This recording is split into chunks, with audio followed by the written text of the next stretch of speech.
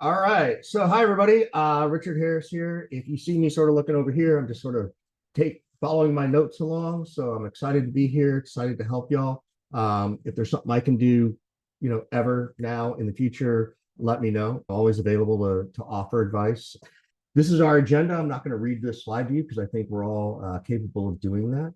And we're going to jump right in. So the goal today is really just trying to understand some level of qualification, a certain level of qualification framework. I'm going to give you some tactics you can use that I think along the way will help. And I don't care if you're an early stage startup, expansion stage, if you're a CRO, VP of sales, AE, whoever you are, I promise this stuff's going to help. So don't be afraid to try these things or call me out on it. You're totally allowed to call me out if you're like, Richard, that'll never work. Happy to have that conversation either here or offline. So this is me. This is who I am. That is my real cell phone number, by the way. I know it's the real cell phone number because it's the one my kids never respond to. I have two teenagers, so I know that's the right number because I double check with them from time to time.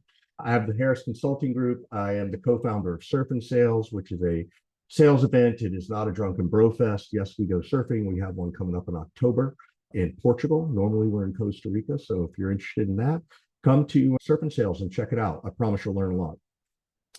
All right. So why does qualification matter, right? And even though this is geared towards startups, I would say this is for everybody. And believe me, I've worked with some very big companies that you know by name, and they still kind of suck at it too. So it's not just a startup thing. So don't feel like, oh my God, I'm behind on any of this. I promise you're not. Everybody is challenged with it. And yes, sometimes even I mess up a qualification. Sure, people see me as a thought leader and all those things, which I appreciate, but I'm human. I'm fallible, just like the rest of us. So I am not above learning something myself. So, okay, why does it matter for startups though? Well, first of all, it's higher stakes, right? It's, kill or be killed. It's survive or die. Like that's all you got. So you got to go all in. And I just want everybody to know that I understand it. I understand the pressure you might be under, whether it's from yourself to be successful. Maybe you got pressure because you got a family, you're trying to support them. And of course, you got the board, right? You got the folks at Mucker Capital. They're investing in you to make this work. They're not just investing in your company, they're investing in you. And I recognize that pressure. And this conversation today is a safe space to recognize those things. It's okay to feel that pressure, and I want you to know that. So the other thing is that you also have some limited resources. Every second counts. Every minute counts. If you're at a startup, every time you're spending some time on one thing, you're not spending it on something else. And there's an economic impact and an opportunity cost to that. So I get it. There's a lot of pressure and you've got limited resources. Even when you get funding, right? There's this balance between how much do I keep in the bank to save it so I have runway, and how much do I spend it to actually make this thing get going. And I just want people to know that. So, all right, Tony's here. Tony, thank you, buddy. Good to see you. So the next thing to think about is your market validation. So this is one of those questions I always try to ask in the chat, but I know we don't have that turned on, which is, out of curiosity, put it in the question box. I don't care. Put it in the question box. How many customers do you think you need to have before you have market validation? I really want to see what people think, because this is a tough question to answer. So if you're open to putting it in there, put it in there and we'll talk about it. 30. There's one. All right. 5 to 10. 10. You need to speak to 100 people. This is great. Here's the real deal. You probably need some level of 25 to 30 for market validation. Now, let me ask you a question. How many customers do you need to know to have product market fit? There's a difference between validation and fit.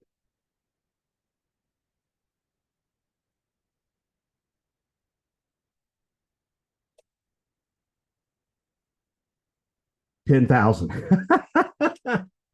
50. Yep. So you're probably right, Sven. I think you probably need somewhere between 75 and 100 for product market fit. Right? Now, there's variations to that. And there's always a, well, it depends. And I respect that. Ooh, Sage, I like that. 15% month over month at 25,000 ACV. That's another thing you got to look at. Not just the number of customers, but the number of customers related to what your value prop is, what your average deal size is, what your average sales cycle is. If you're a 100K deal and you've got a 9 to 12 month sales cycle, it's going to take a couple of years to get some product market fit, right? So I just want to put this out there in the consciousness of it's not 10, it's not 15, it's not 20. To truly understand your product market fit, you got to have a lot of customers.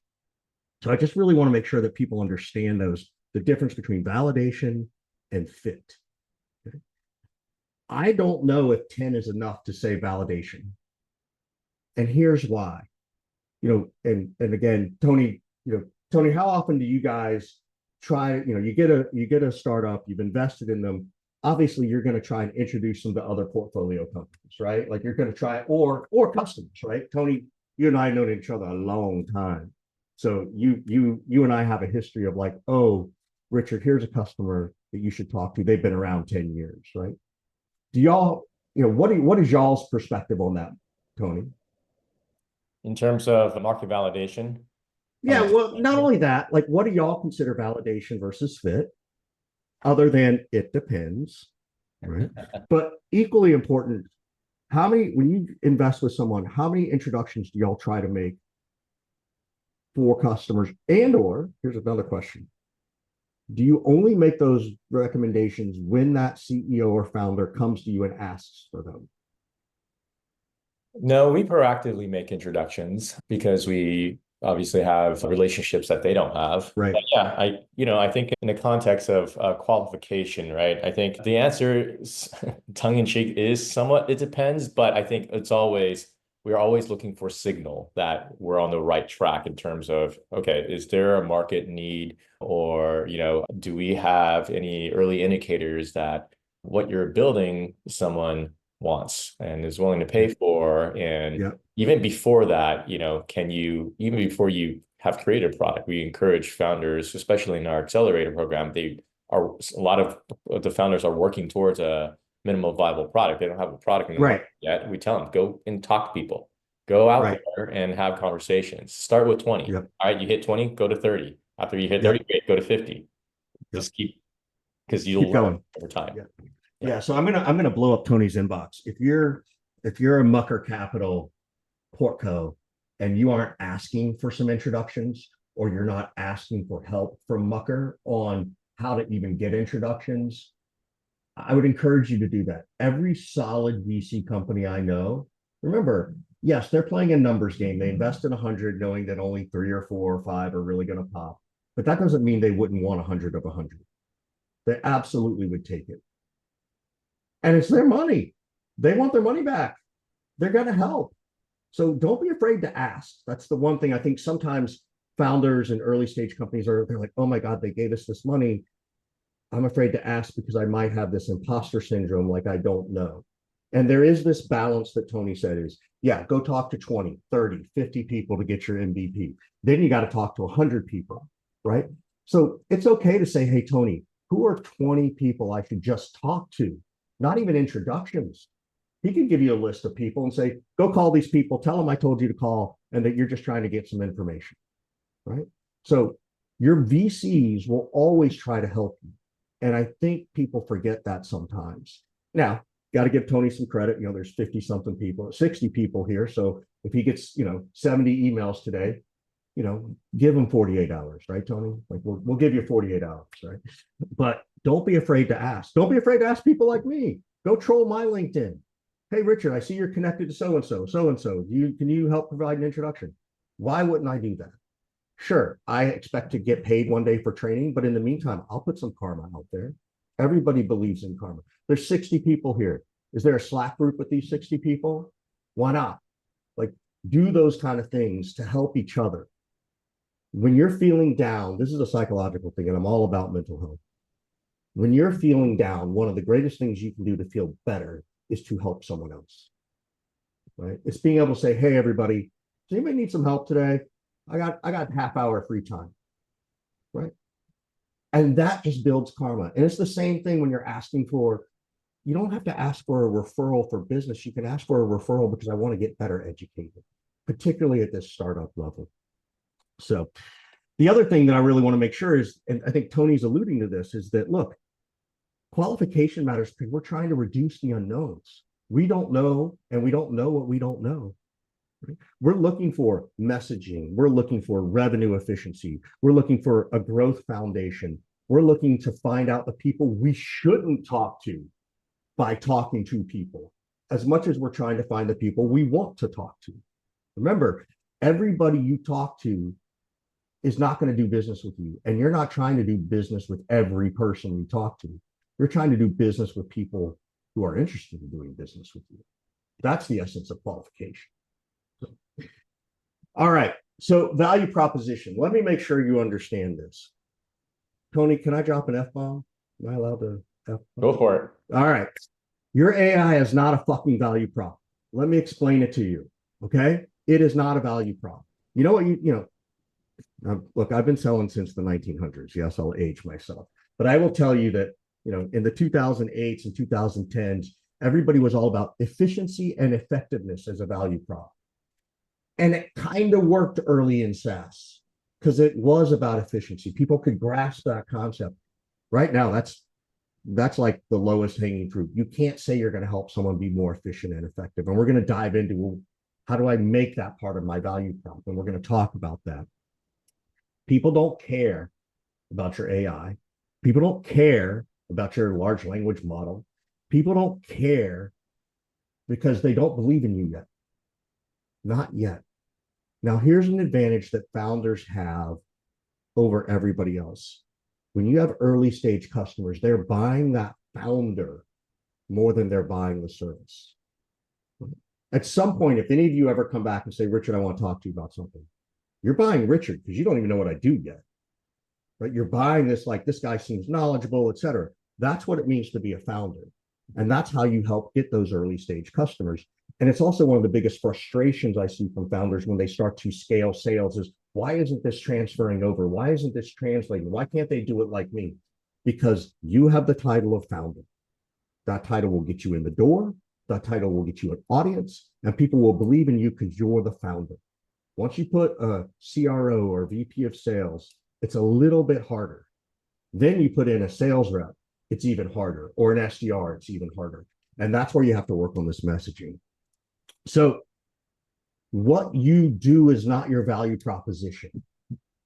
Everybody go in the Q&A, everybody who wants to. Tell me what pains you solve, because I want to test this theory.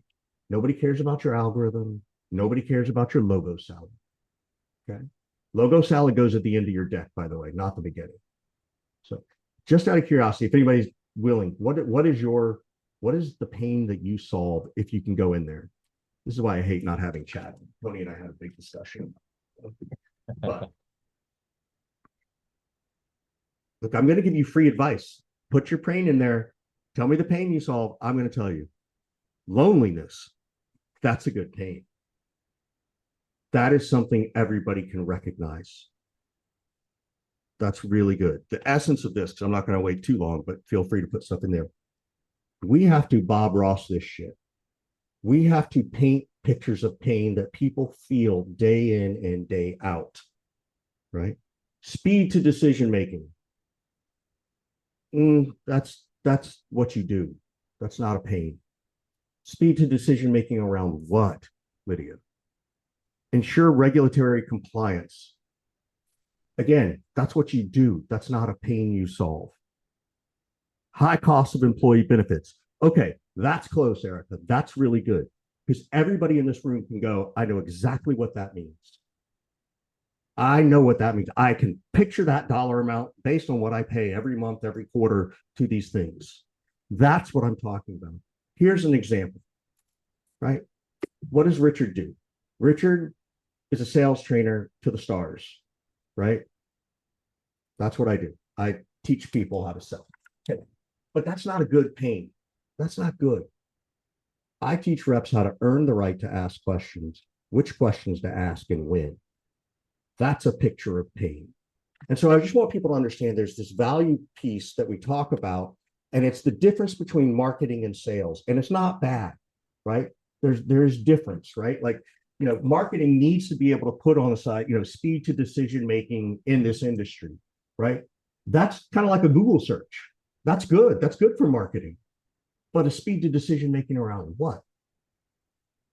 Put that picture of pain, put the title of that person that you sell to and the decision making they can't make in a fast thing. That's your picture of pain.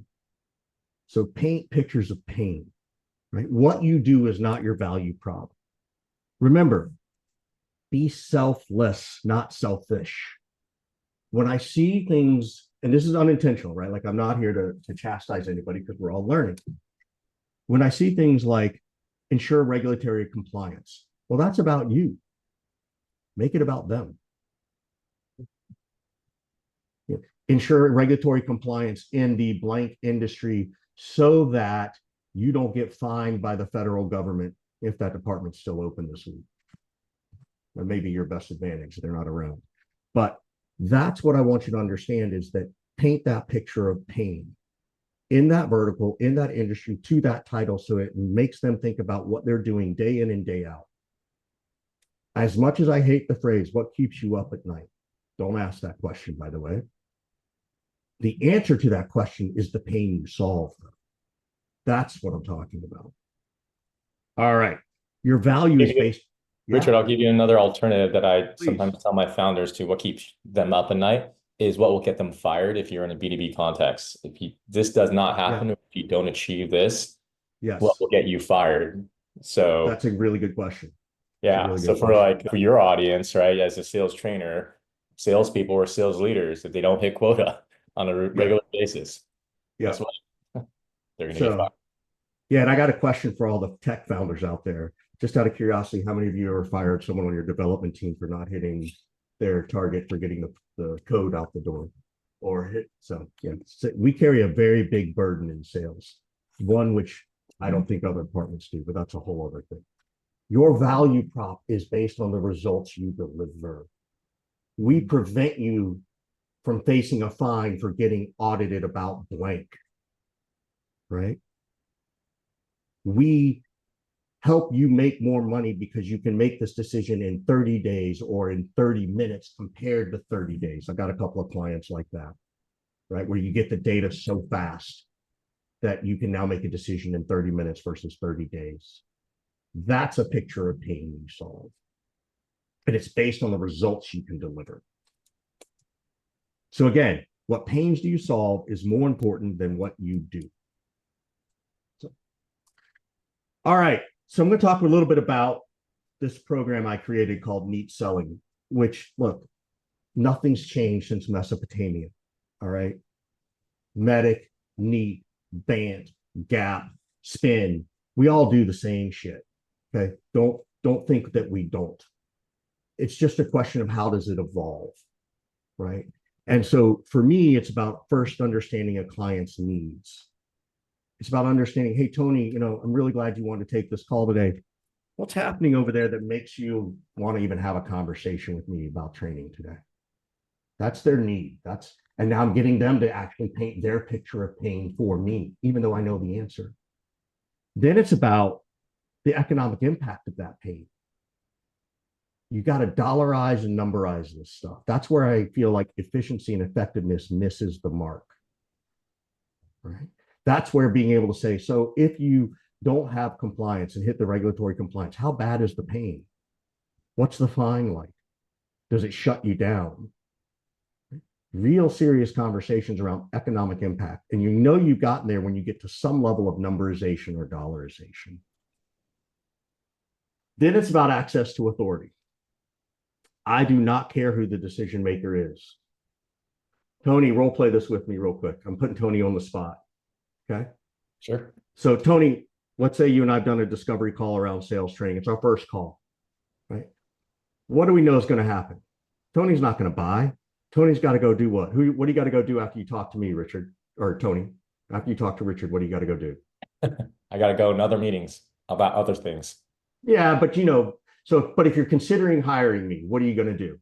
Oh, I'm gonna probably check you out or talk What to about other internally? internally. You're going to I make the decision by yourself? I mean, in this case, yes, but in Roll with many me. instances, no. I talked to the team for sure. Exactly. I Yeah. talk to the team. After every first call, we know that's what the prospect is going to do. And then we say, well, great. Well, who's the decision maker on the team? Who's the budget holder on the team?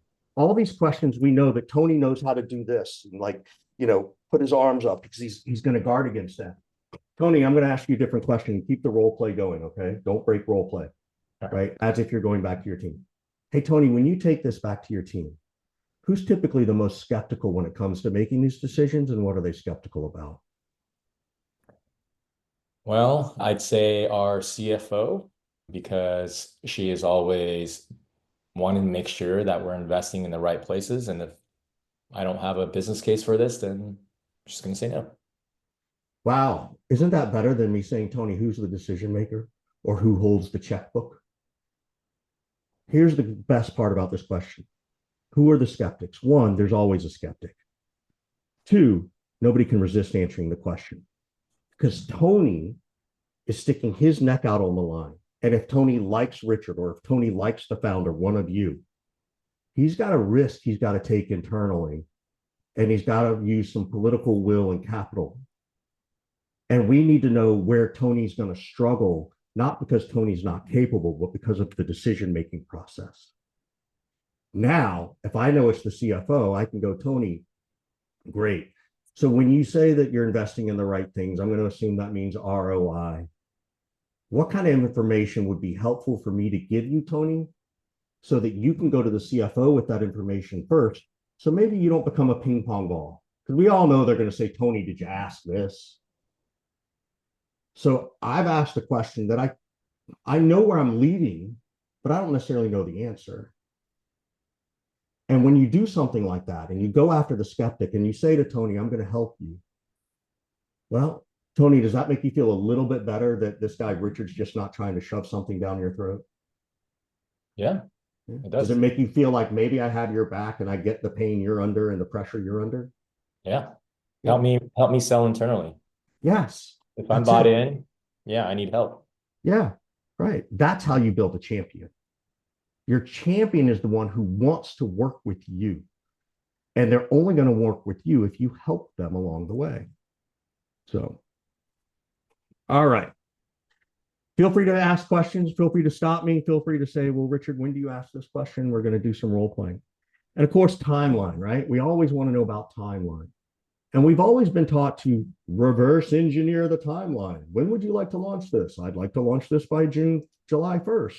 Great. Well, if you want to launch by July 1st, we got to get this information by June 30th, and we got to get this by May 15th, and we got to get a contract by May 1st, right? That's it. That's what we do. You're missing a really important step there. Really important step is to say, Tony, what happens if this doesn't launch by July 1st? And Tony will come up with a story. And then I'm going to dig into that story. I'm not going to reverse engineer yet. Tony might give me this answer. Well, if we don't hit this deadline by July 1st, then we miss this opportunity. We miss this thing. Okay, great, Tony. What's it going to cost you revenue wise if you miss that? Tony just walked into my trap to dollarization. He now has real pain. And now, because I know there's a dollarization associated with this timeline, now I can try and drive urgency.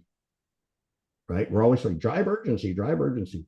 Nobody teaches us how to do it. From there, from that little bit of information, now I could start to reverse engineer it. And okay, if we're going to do this, it's going to be here and by here. So May 1st. So Tony, it is, March 17th, 18th. What's going to prevent us from getting this done by May 1st? How many teams do we need to talk to? Does this timeline still feel realistic in the way your company makes decisions? Right? And I'm doing this, look, you hear my snarkiness because, look, I got an hour to somehow educate and meanwhile try and entertain. Don't be as snarky as Richard.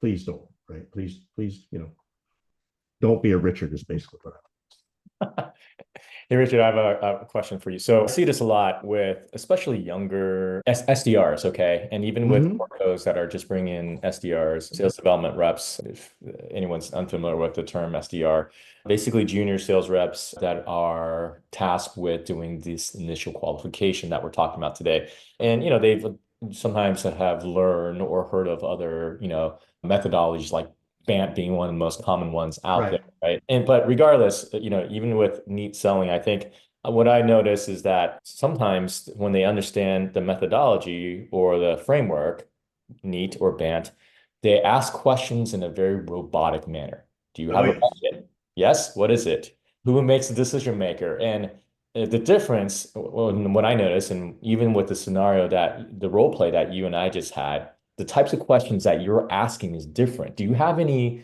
tips on how to frame the right questions to uncover each of these, parts of this framework need?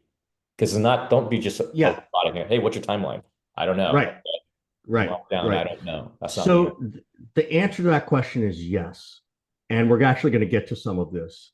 All First, right, you have to earn the right to ask that question. And we're going to do a thing called the respect contract. I'm going to role play that with you in a minute too, great. that lets you ask that question. And it's the first question, and again, so let's qualify this. In the framework that you're thinking of, Tony, is that SDR doing this on a cold call in some level of qualification? Or is it the SDR is actually taking the first? Well, I hope they're not doing it on a cold call. That's so that's why I'm asking for the framework Yeah, of this, because you brought up SDR who's supposed to yeah, quote unquote qualify. yeah, So but you're also asking this discovery type question, yeah, right? So I'm making sure that everybody understands those can be two different things. absolutely. And Yeah. so from your frame of reference, in the way you ask that question, it's dependent upon what that SDR is compensated on.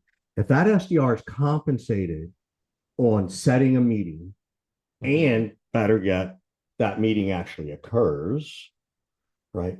Then they're going to get very little in terms of qualification. They're going to get some top line generic stuff.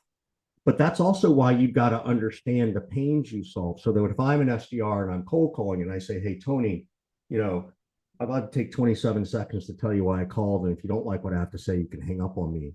Tony, I'm reaching out to people like you. I'm trying to understand how are y'all solving this pain around not getting fined in relation to federal compliance to labor laws, whatever, sort of going back to one of the things somebody brought up.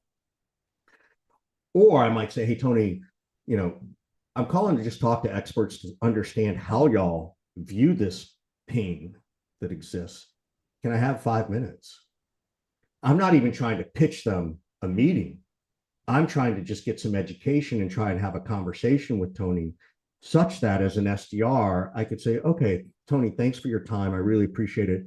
By the way, we do solve this problem, and I'd love to, talk you to one of our, AEs or sales reps. Then I can flip it. So that's one thing. So that's sort of at that SDR level.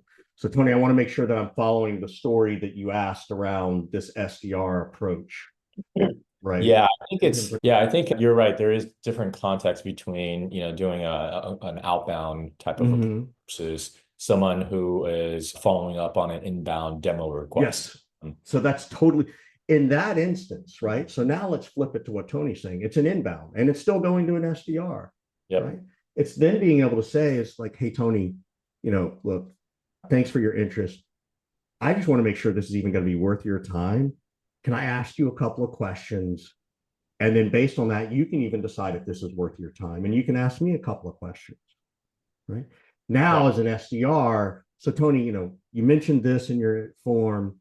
Can you help me understand what's happening over there? Okay, great. Then, based on that answer, if I'm a well trained SDR, okay, well, here's how we help companies do that, right? And I think it'd be helpful if you talk to someone who's a little bit more of an expert than me. Can I set that meeting up? But again, if you stop and think about how I'm doing this or the framework that I'm asking that question is Richard SDR, I'm doing it all about them. I'm Yeah. not pitching. I'm not going, hey, Tony, thanks for filling out that form. Look, we help do this and we help do that. Can I set you up with an AE? right? Hold for the AE, right? Like that's not what we're trying to do. We're trying to make it about them first. That's the critical piece. And that's why it's so important, I think, to not only understand what you do, because you do need to understand it, but to understand the pains you solve. And the best example of pains you solve are your use cases and case studies. So if you're SDRs, if I hire people, the first thing I'm trying to teach them as quickly as possible are my use cases and case studies. And I want them to be memorized. Whether you're an SDR, an AE, I don't care if you're a 10-year AE, you better memorize your case studies and use cases. So, all right, I'm going to keep rolling on this. Tony, is there another question? We're going to get into deeper discovery in a second, because I think that's where you really want us to go. But does that suffice for the SDR side? Yeah, let's keep going. Yeah. Okay. We'll jump in if there's questions. All right. So as an early stage company, you are not horizontal. I'd love everybody to go into the Q&A section and tell me how many verticals you're targeting right now. Now, if you're 3 years in, that's okay. How many verticals as an early stage founder are you trying to target?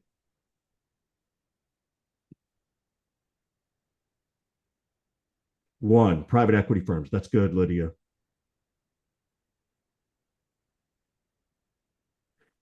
As an early stage founder, while people keep putting stuff in, you can't try and target more than 3 or 4 verticals, and 4 might even be too much. And here's the reason why. Because you don't have enough case studies and use cases, right? I worked at a company many, many years ago called Mastery. We did API management, and we had 4 verticals, right? We had retail, we had travel, we had, oh God, what were the other 2? We had brick and mortar retail, we had e-commerce retail, and then we had online subscription models, and it was more in the entertainment space. And some rep came in and totally fair said, hey, why aren't we going after the insurance agencies? It's like, because we don't have any stories to tell, right? If I don't have a story to tell, it's not going to work. You could go find the best target. You can have an inbound come in, right? Say inbound comes in from Coca-Cola. What's one of the first questions they're going to ask you? Who else in our industry have you worked with? Shoot. Now, there are big companies. There are Fortune companies who like to play the game of risk and being first. I got it. But this is that definition of you can't sell to everybody. You only want to sell to people who want to do business with you. So you have to qualify that person, because it's going to take a lot of time and resources to redo something for a whole new vertical. And going all the way back to that first slide of you got limited time and resources, you got to figure that out. So as an early stage founder, you're looking at 1, 2, 3, right?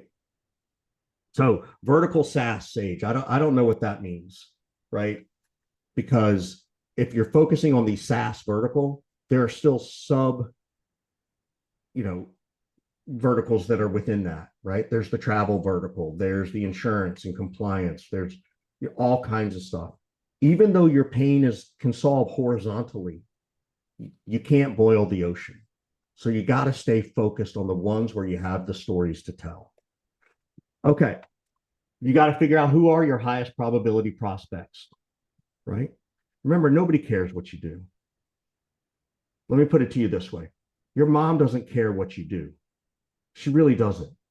She is very much proud of you for being an entrepreneur, for being a risk taker. She's very proud of that, but she doesn't care what you do. Probably doesn't even understand what you do. How many people's parents here understand what they did? My mom's a financial planner, been in sales all her life, started out selling cable advertising. She still doesn't understand what I do, right? I wrote this book called The Seller's Journey. Shameless plug, yes. Free money back guarantee. If you don't like it, by all means, I'll Venmo your money back. Her response to my mom, what'd you think of my book? It was really good. I just wish you didn't use the F-bomb so much. That's what moms do. They love us, right? All right. Effective startups. Know your use cases and case studies. Optimize your marketing efforts around that. Optimize your SEO and your SEM, right? Make sure you understand those pains. And there is this balance between telling the pain story and finding the keyword on SEO. I'm going through this on my site right now. Like I'm literally SEOing a bunch of stuff. And if you don't know how to do it, Claude, ChatGPT, have it help you, right? If you're not using that kind of stuff to help you make better decisions, you're hurting yourself, right? When you use the GPTs of the world, they don't help us necessarily make decisions. They help us gather the information so we can make the decision more quickly or more effectively. Right? That's what it's helping you do. All right. Ocean logistic containers. Oh, I had a client like that called Helm Operations once, Sage. Always happy to chat about that stuff. All right. You got to earn the right to ask questions. So first, that requires some level of empathy. Empathy means taking on the perspective of others without passing judgment. That last part is the hardest part. Right? It's one thing to be able to say, oh, I'm really sorry to hear that. It's another to sit there and marinate in that uncomfortableness with them. If anybody hasn't seen, if you haven't Googled Brene Brown's Empathy versus Sympathy, it's fabulous. It's a really good explanation of those things. And I would encourage everybody here to go watch it or rewatch it. And I would encourage you to make all of your sales team watch it because they need to understand empathy in terms of being able to tell a story. Okay, active listening. First thing is, what's the best part of open-ended questions? Anybody know? Aside from the fact you don't get a yes or no answer, the best part of an open-ended question is it forces us to shut the fuck up, right? It STFUs us, right? Remember, you're not selling to your mom. You're not, okay? Besides, sometimes they're the most skeptical anyway. Be mindful. Stop talking about yourself. Talk about the pains you solve in relation to your prospects and customers. We make your sales teams more effective and efficient by teaching them, how to do better qualification and discovery. That's all about me. I teach reps how to earn the right to ask questions, which questions to ask and when. That's all about you. Any of you with a sales team know exactly who on your sales team needs help with that instantly. Okay. Slow down. Obviously, today I'm going fast because I'm trying to get a lot of information to you guys and ladies. I once had a boss tell me, this woman who I really, really respect, she said, Richard, 25% less. I'm like, what do you mean by that? She's like, your emails need to be 25% less. And when you talk, you need to do it in 25% less number of words. And as a naturally talkative salesperson, that made sense to me. That's a picture of pain. I can recognize, yep, I talk too much. Yep, I do that all the time. I've been known in my sales calls, and I even think I've done it once here today. I'll say, oh my God, I've been talking too much. I'm going to shut up now. What would you like to ask? That's professional self-deprecating humor because everybody knows that that's what happens. And they know I'm trying to make pause and space for them because it is about them and not about me. All right, respect contracts. Okay, let's talk about a respect contract. So Tony, I want you to role play with me on this for just a second. You can Google this if you like what I'm doing. So Tony, in this instance, this is the first call. You and I've never met. It's a scheduled call, so you're there, right? So this is how it goes. And do not break your role play, Tony. Okay. So Tony and I haven't practiced this. So hey, Tony, thanks for taking some time today. I've got us down for 30 minutes. Does that still work? It does. I do have a stop at the top of the hour. I was going to ask that. So what I'm going to do is, with 5 minutes left, we're just going to call a timeout, see where we're at, see if next steps are warranted. How's that sound? Sounds great. Good. Hey, look, Tony, I think we're both on this mutual fact-finding mission today. I know I've got some questions for you. I'm sure you've got questions for me. Is there something specific you do want to make sure we cover today, though? Absolutely. Yeah, I want to get an idea of how your product works and see if it makes sense for the broader group that I work with. Great. Okay, cool. And just so you know, Tony, look, if at any point in today's conversation or another conversation we have in the future, if you feel like we can't help, just say so. You're not going to offend me. And likewise, if I can't help you, I'm not only going to tell you that, I'm going to tell you who you should talk to. We all kind of know our swim lanes in this business. And I'd rather help you find somebody that does work for you and put some karma out in the world. Is that fair? That sounds great. As long as you don't email me 5 emails within the next 2 days. That's what I was going to say. I was going to say, Tony, I'm not going to say, I know you don't want to get any more reaching out, checking in, and touching base emails. So I appreciate that. So, Tony, just out of curiosity, aside from what I've learned so far, what's happening over there that makes you even want to take this call today? Well, we do have a need for blah, blah, blah solution. Time out right there. Yeah. We'll stop right there. That's a respect contract. I confirm time. I even set myself up to call a pause at 5 minutes left so I can determine next steps. There's nothing worse than getting to an end of a meeting and going, oh, shoot, Tony, we're at time. Yeah, I'll email you next week and we'll set up a time for next week. That's terrible. And yes, I actually put a timer on my phone and I let them hear it go off. Hey, oh my God, we got 5 minutes. Because guess what? Maybe Tony was not telling the whole truth. Maybe we get to that 5 minutes and I go, hey, Tony, we got 5 minutes. Should we wrap up? Do you have any, or do you want to go a couple extra minutes? Because maybe Tony does want to go a few extra minutes. And sometimes they do. They really do. Okay. Mm-hmm. So that's the first thing. Second thing I did is, hey, we're both here just to learn about each other. I'm not trying to sell you Jack, and you're not about to buy anything from me, right? He's got questions. I got questions. I earned the right to ask questions because I told Tony that I had questions and I told him that he probably has some and he said yes. I then made sure to find out, well, what do you want to cover today, Tony? Because I don't need to do all the talking. He gave me a couple of ideas. I then said, Tony, if it doesn't work, you tell me, I'll tell you, right? Either one of us can walk away. Now Tony has no power. I actually have equal, if not more power than Tony because I can decide if this is worth my time. And Tony agreed. And then Tony said, yeah, don't hound me, which I was going to do anyway with my reaching out line. I've earned the right to ask every question. I've earned the right to determine if we're going to even have another meeting. I asked within 30 seconds if we could have a second meeting. Anybody notice that? And then I transitioned into pictures of pain with an open-ended question of, hey, what made you want to take this call today? It's not about me. It's about Tony. And Tony said, blah, blah, blah, blah, blah, right? Let's say Tony had said, well, we've got a sales team. We're underperforming. I'd like to do that. I'd like to talk about that.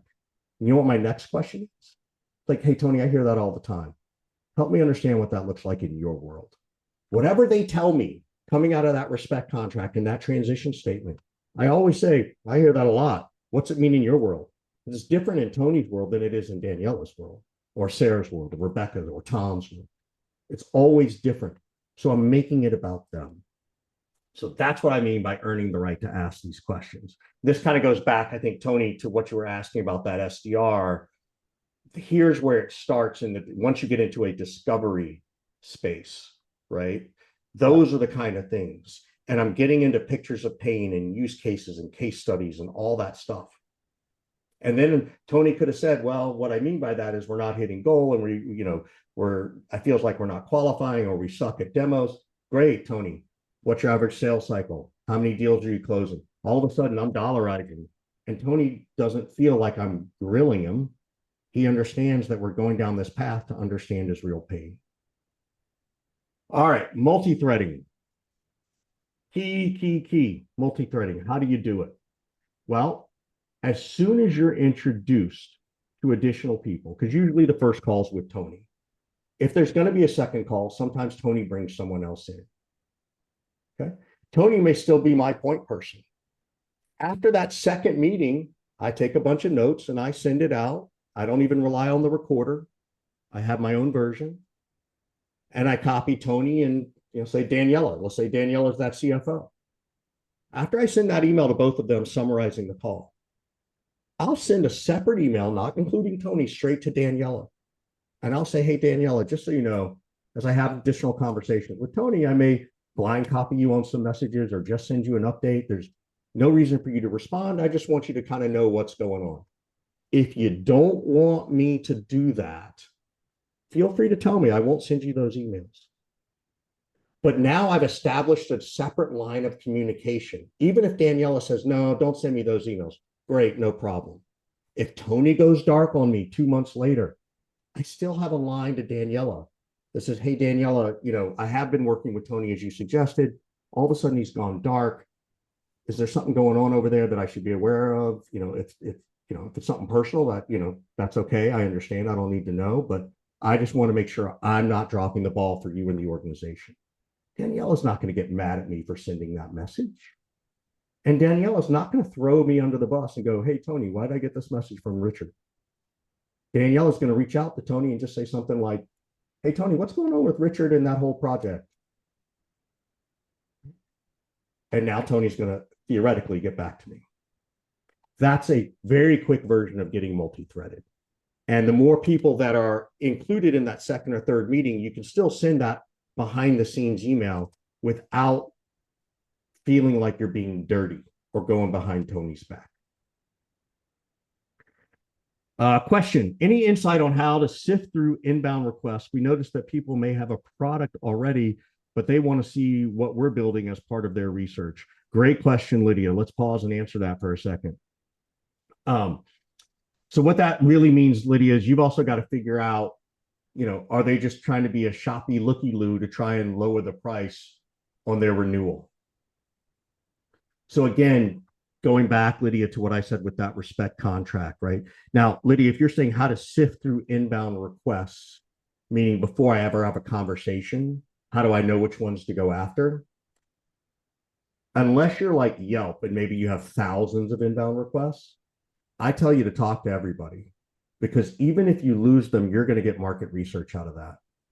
Even if they are looky-looing you to get a better price, well, guess what? You're going to learn something about your competitor. You're going to learn something about their pricing. You're going to learn something, right? So there's value in having as many of those conversations as you can.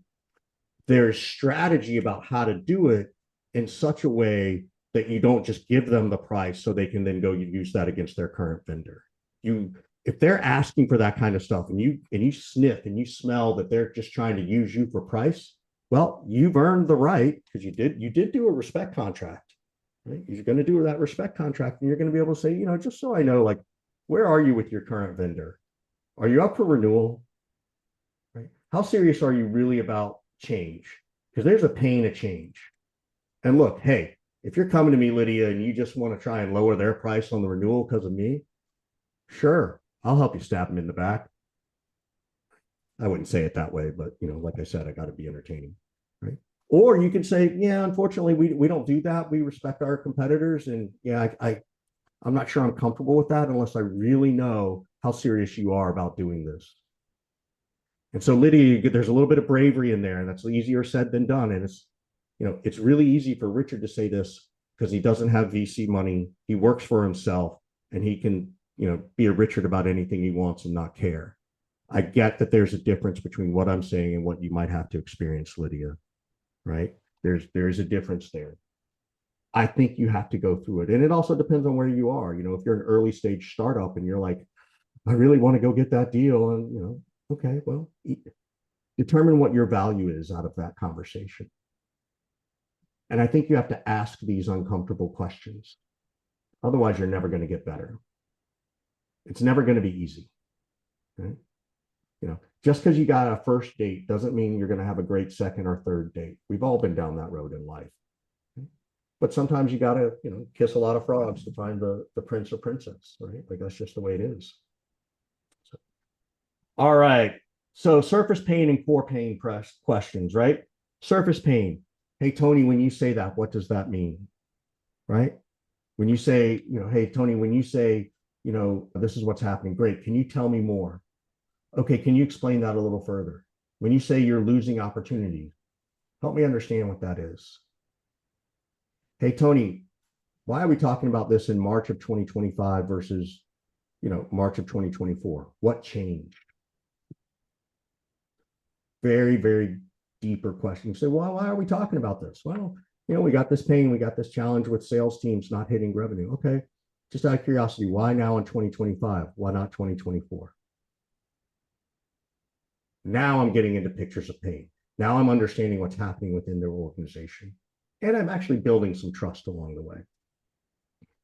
How does this impact you? Well, that's a good question.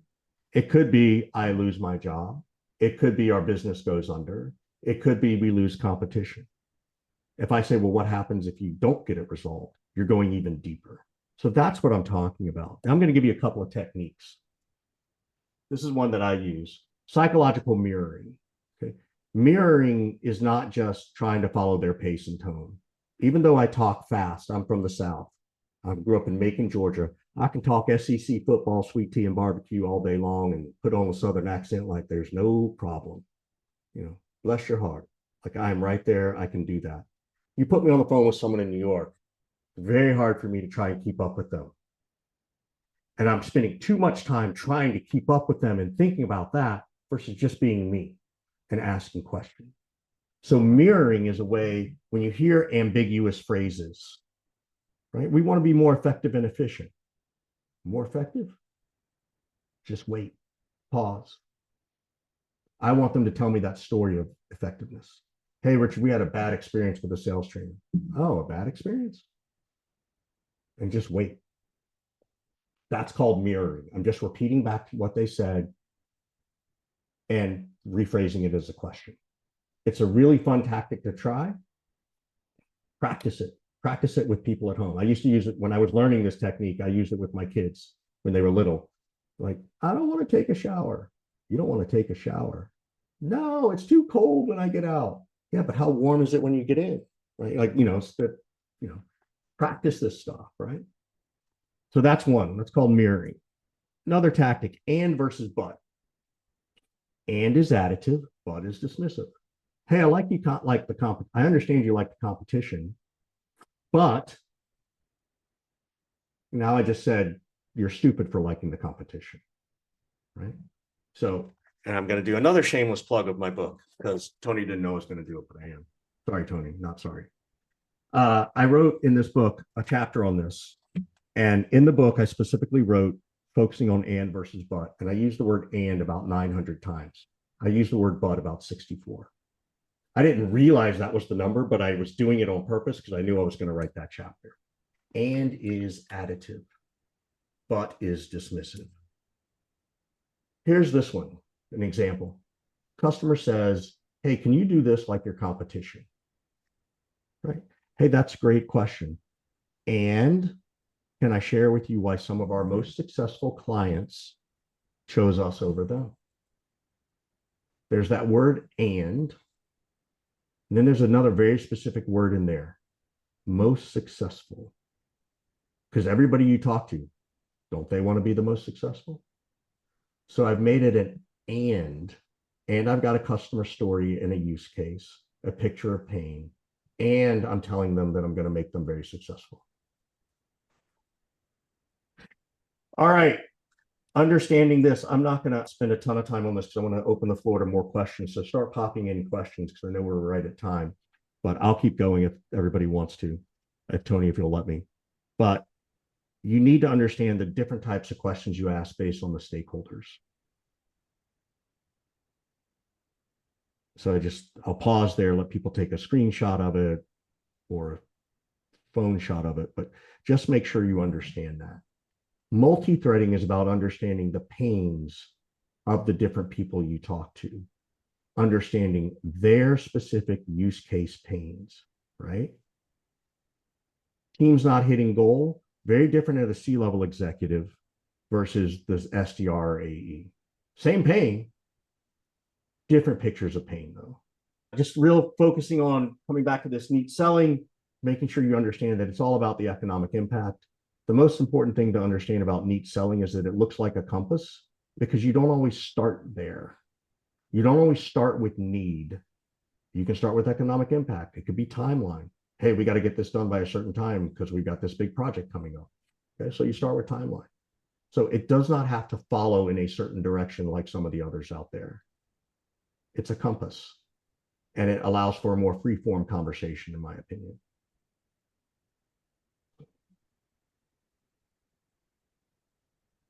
That's it. That's me. I hope this was helpful. Tony and Mucker, thank you. I appreciate you asking me, Tony. It's always a pleasure to see you. We seem to catch up about every 18 months, so we should do it a little more often. But thank you for asking me to be here. Thank you for everybody who could stick around this long. And I'm here for questions. Email me, contact me, go to surfandsales.com, buy my book, The Seller's Journey. What else? What other shameless plugs can I give myself? Yeah. So yeah, this is me, by the way. Negotiation is my kind of cardio. So, Yeah. all right. Well, Richard, thanks for joining us and agreeing to do this with us. There's a lot of really good nuggets in there, as well as great stories and examples. Yes. So I'm sure Justin on our team is going to have a great time going through the transcript and turning this into a blog post. So, hey, thanks everyone for joining us. Again, apologies for being a little late. There's a couple of mix-ups on my calendar, but I'm glad we still went through with this. Richard, as most of you guys have already, or who are still around, you guys know that Richard knows what he's talking about with regards to selling. So definitely reach out to him. And yeah, if you need help or even a simple question, Richard's a nice guy. He won't ghost you. I So will take any phone call and chat with you and not try and and, sell you jack. and I if will he's mean to gladly you, let me comment. know. So Right. Exactly. Tell Tony. So, all no, right. but yeah, Thanks, Richard and I have everybody. known each other for a long time. So yeah, Richard, thanks so much. And we'll see everyone at the next growth session. All right. Bye, everybody. Take care. Bye.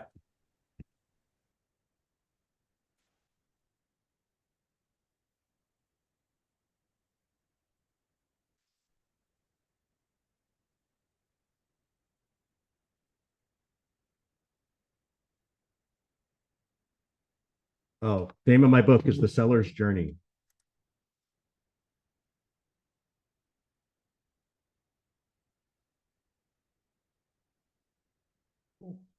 I don't know why I'm still allowed to hang out here, but I will. If anybody's got a question, pop in or hit me up.